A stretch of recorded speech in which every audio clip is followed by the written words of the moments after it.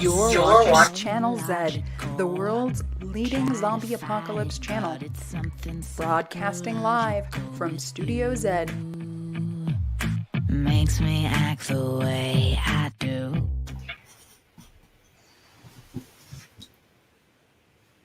Hi, welcome to a very special episode of the Dr. Z show on here on Dr. Z channel.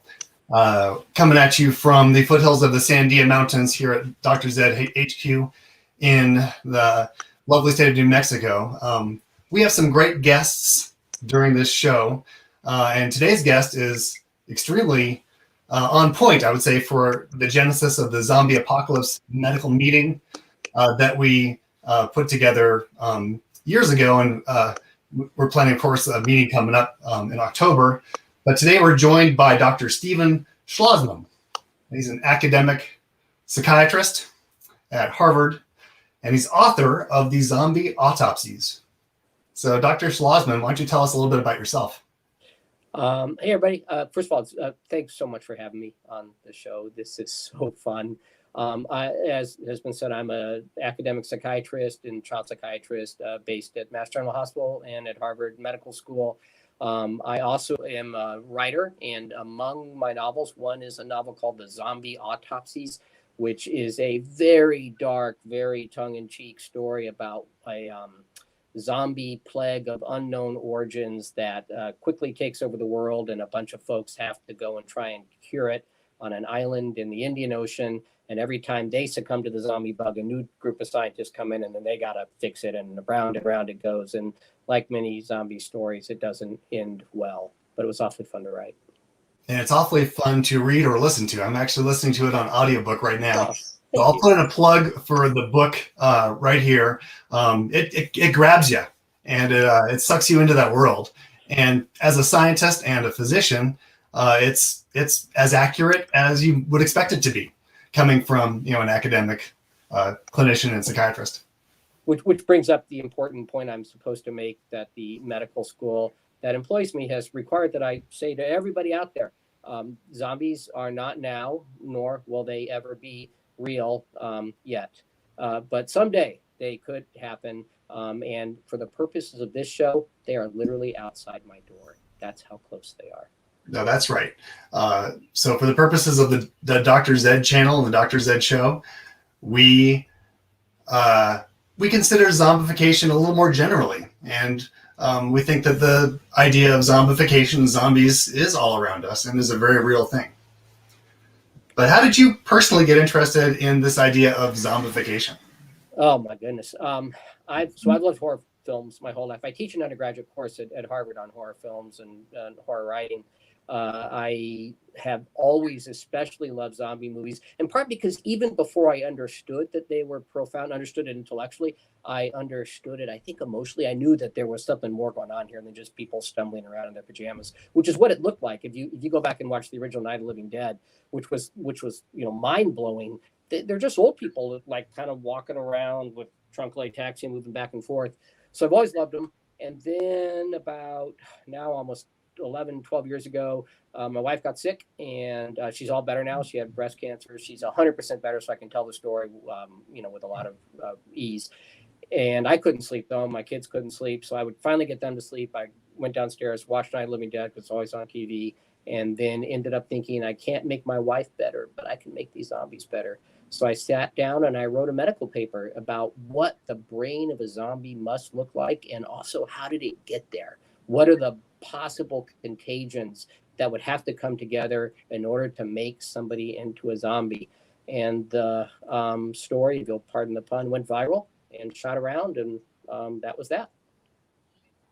And in your novel, The Zombie Autopsies, you describe a respiratory virus that can be transmitted by breathing and coughing. And you also describe a round-shaped virus, which I thought was maybe on point with current events. But yeah, I do want to break in here just for a moment and remind the audience that this is a show where we're going to take comments from folks on Twitter or on Facebook or on YouTube. And Athena can tell us more about that. Yeah, well, welcome to the show. We are so excited that we not only are getting to talk with Steve ourselves, but all of you can chat with us. So if you're on Facebook or on YouTube, you can write in questions and comments, and we would love to hear from you. And in fact, we actually have some questions already. So one question here from Charlotte Kendall. She's asking, so how can you know if there's a zombie near you, and what do you do if there's a zombie close by? Who would like to field that question, colleagues?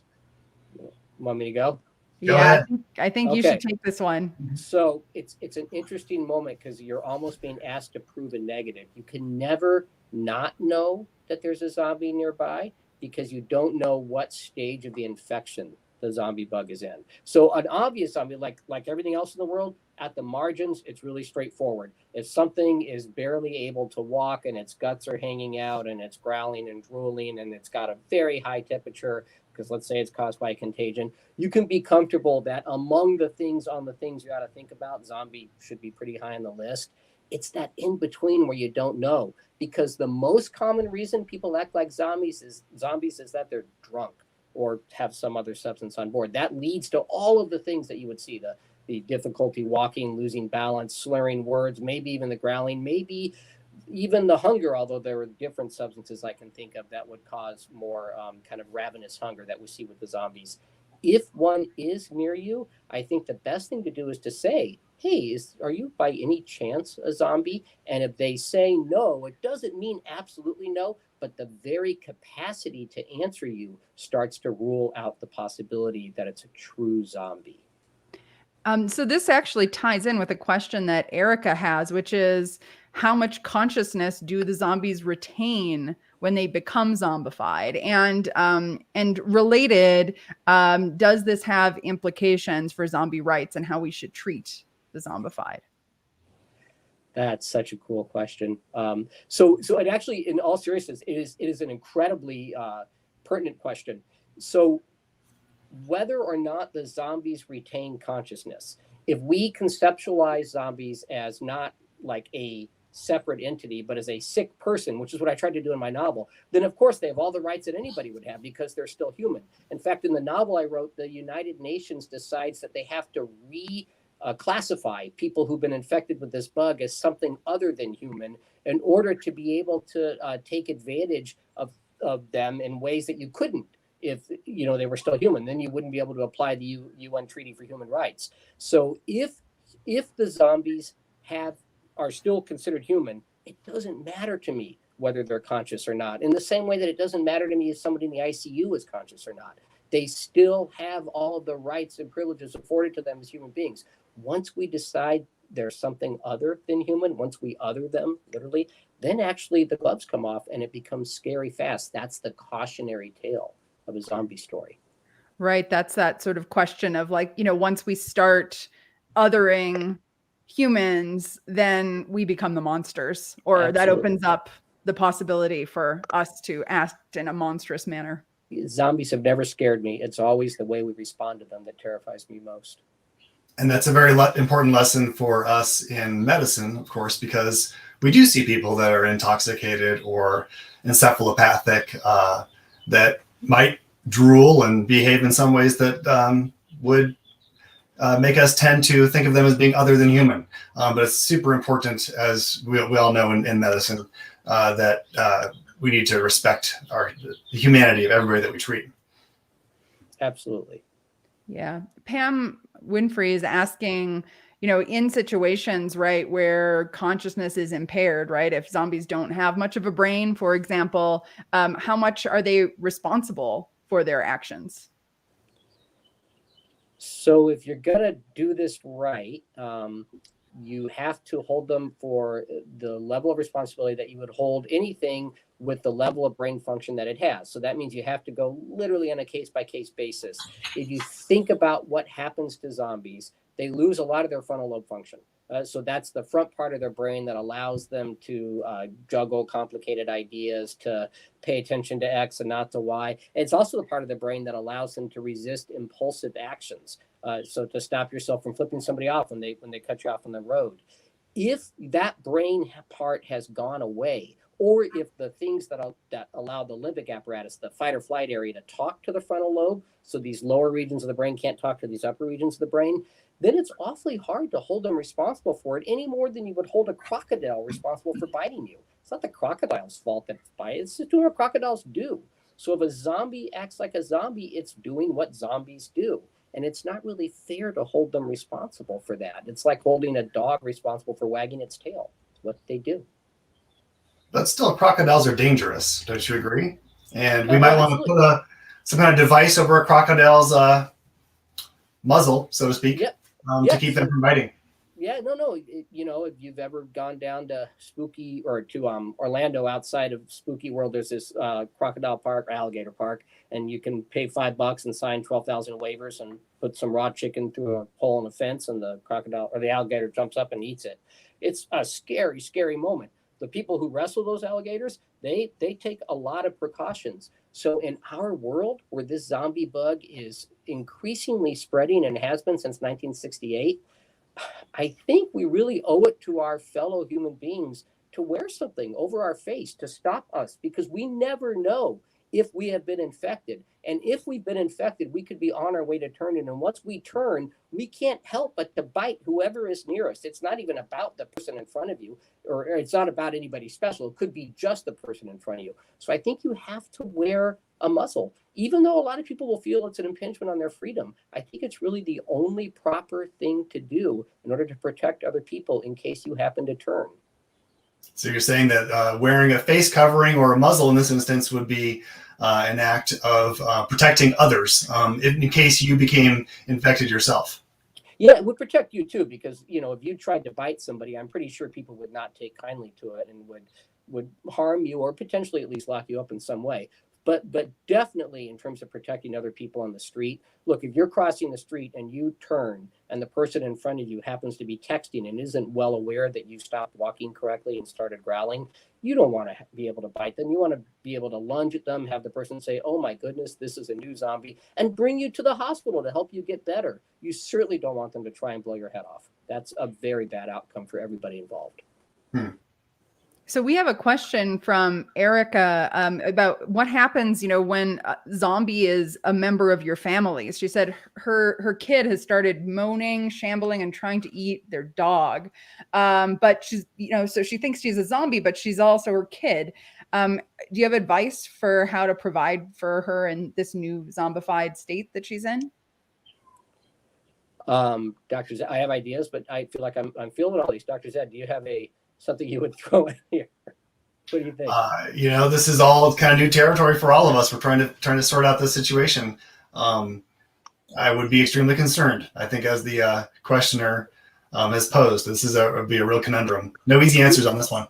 Yeah, the questioner mentioned shambling, so that puts us in the slow-moving zombie category. Slow-moving zombies aren't hard to handle. You just put a fence around them, you're done, right? And then you just got to feed them. That's it. So if her child is behaving in a way that suggests zombification, I would recommend get testing if adequate testing is available. It's not available equally across the nation right now. And you do that testing, but in the meantime, put a fence around the kid and keep the dog away. If that kid happens to recover from something other than the zombie bug, or even if they recover from the zombie bug, or that 1 to 2%, boy, that kid's going to feel bad if he eats the family dog. He'll never get over that. I know that as a child psychiatrist, and I wouldn't want that. We have a couple questions here from Liz, actually, I'd love to bring in. So she also has an issue with a family member being a zombie. So she's asking, how do you actually feed the zombies that are in your life? So her sister's locked in her room now, which I guess is good, right? That's kind of like putting the fence around, but she's starting to get hungry. So what should Liz do for her zombie sister who's locked in her room? So she needs to purchase some Kevlar gloves, first of all, because when she opens that door, if Liz lunges at her, or Liz's sister lunges at her, she's got to be able to protect her hand from the teeth, I think. And also, remember, all that's left is the reptile brain of a zombie as the upper brain gets taken offline. The reptile brain is keenly aware of food that's hot, that's warm. They're not big fans unless they're that very small percentage of reptiles that are scavengers. So just take some raw meat, heat it up a little bit in the microwave, toss it in the closet, close it. You can be sure that your sister will eat comfortably until we have a good cure. And speaking of cure, so, when the zombies do recover, how can you help them deal with the guilt and stress of potentially having infected others when they were themselves infected? So this, like this sort of trauma of having been a zombie. Yeah. And maybe not have taken the proper precautions to prevent yourself from getting the zombie bug. That a lot of people worry about that. This is one of those Goodwill Hunting moments. It's not your fault. You want to sort of drill that into your kid or the loved one in your family who's feeling guilty. These are unprecedented times, and when the zombie pandemic starts to spread the way it does, really we have all sorts of new rules that start getting put into place. It's like trying to fight a new battle with yesterday's weapons. The most important thing we can do is to remember to learn from the circumstance. So even if they got somebody else sick, helping them to understand what they can do to prevent other people from getting other people sick. They can contribute. They can give back. Mm-hmm. And I have a question that is along those lines in terms of trying to keep ourselves safe.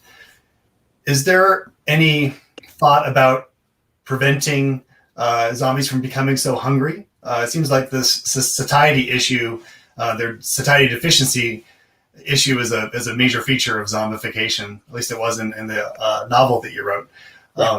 So can we give zombies a diet pill so they're not quite so hungry? So it's interesting. It's a great point. The disease that I conceptualized causes a deficiency in satiety, which is in your brain, by the way. It's not in your gut. It's your gut sends signals to your brain. Those are signals that we all ignore on holidays like Thanksgiving. But zombies don't have the option of ignoring them. They can't help it because the satiety regions of their brain aren't working. If you give them a diet pill, you could take enough of the ventral medial hypothalamus, that's the region of the brain responsible for satiety. You could take some of it offline, but if almost all of that's not working, just as in other syndromes that lead to ravenous hunger, including a few infectious diseases like Bornavirus and some of the adenoviruses, I think that it's the amount of diet pill you'd have to use would end up hurting the person with the infection more. So as of now, I don't know what to do exactly except to limit the amount of intake. Know that they don't need to eat as much as they try to eat. We have a question from Carlo Maley. He's asking if zombies need physical affection like other humans. So it's also here implying, zombies are human as well. Are they? And do they need physical affection? I love that question. I have seen many folks who profess to be zombies who do crave a certain kind of affection. If you're, again, the margins are easy. If you're way at one end of the margin, I think you can comfortably not offer a ton of affection and still meet the zombie's needs. But it's the people, if you've seen a good zombie movie, the people who are on the way to changing, who need our affection the most of all, because they can sense what they're losing. And you can imagine in healthcare, there are all sorts of proxies for this outside of the zombie world, where people sense that they are getting sicker and they need us to pay attention to them. How do you balance that, the needs of the zombies with the needs of the healthcare providers and family members and the sort of public health issues of, not increasing the infection by having physical contact? It sounds like a very familiar dilemma. I feel like I've heard this somewhere before. Yeah, it's really hard. Again, it's a case-by-case basis. Nobody signed up to be a healthcare provider and to, not to kind of shy away from risk. But at the same time, it's very easy for healthcare providers to get overwhelmed. They're human like anybody else. So we all literally have to take care of each other. One of the ironies of zombie stories is that exactly when we need each other most is when we turn on each other. And we could get through these things if we don't become so partisan. It's the partisan nature of stuff that always brings us down. So in the zombie apocalypse, we really need to fight that urge to kind of like go into an individual survival mode, because there's no way we can actually survive as individuals. Nope. And it wouldn't be any fun either. I mean, being alone in a cave someplace and eating baked beans by yourself, that's awful. But being with 10 people in a cave and playing your guitar and eating baked beans, that's not so bad. Then you can maybe get by. People sometimes ask me what would be my zombie survival tip. I can't even hang a picture. I just didn't learn that stuff when I was growing up. I'm lousy at hunting. I'm not a bad fisherman, but I'm still not good enough to feed myself that way. I tell people, Homer wandered from city to city. He was blind, and he grew up in a much more barbaric time than I'm growing up in. And he told stories, and he was smart enough not to let the story end. That's why the Odyssey and the Iliad are so darn long. And people fed him. So I would get my family together, and I would hopefully go from town to town and spin the best story I possibly could, and hope it would be worth a can of baked beans that I could enjoy in their company. And so, Steve, as you would, move from place to place telling these stories, how would you protect yourself from encountering zombies, or how would you deal with them when you encountered them? So the only zombies I've seen so far, the slow-moving zombies, I understand there are rumors of the fast-moving ones out there. The slow-moving ones, all you have to do is be aware. You have to have somebody stay awake. You have to be able to trust the people that you're traveling with. You have to set up perimeters that have little bells and wires so that they ring. Zombies don't know enough to step over the wire, so they'll ring a little bell. You'll hear them. You wake up and you just walk slightly faster than they walk in the other direction, and you should be fine. How fast do you need to walk to outrun them? I've not seen a zombie move much faster than some of the fastest recorded snails out there. No, zombies lunge. They lunge actually with impressive fluidity. It's actually made a lot of people wonder about zombie movements as compared to Parkinsonian movements. You might know that in Parkinson's disease, people have a very hard time moving, but if you throw them a ball, if you remember the movie Awakenings, they can catch it sometimes. You get these kind of fight or flight bursts of adrenaline that allow for more fluid movements. So you do have to be wary of the lunging, but if you don't let them get close enough to you, they're not going to lunge. They don't have the instinct to lunge, and even if they do, they can't reach it. So it sounds like a major goal during a zombie apocalypse is to keep your head and Yes. to keep these things in mind. So what are your advices, maybe for an individual or for society? How do we prevent, overreacting or underreacting? It's the a quote. I'm dorking out right now. It's a quote from Dune. Fear is the mind killer. Here, like this is a beatable thing. We talk about the zombie apocalypse, and yet we've been talking about it since 1968. It is not apocalyptic yet. So I think if we keep control of our fears, if we don't turn on one another, if we work together, I know this sounds like a kumbaya moment, but this is a solvable issue. This is something that we can handle. We just have to remember that we can handle it, but only together. So you want to keep yourself from getting zombified by the fear, basically, right? Absolutely. That's a much more potent virus than the zombie virus itself. Makes sense?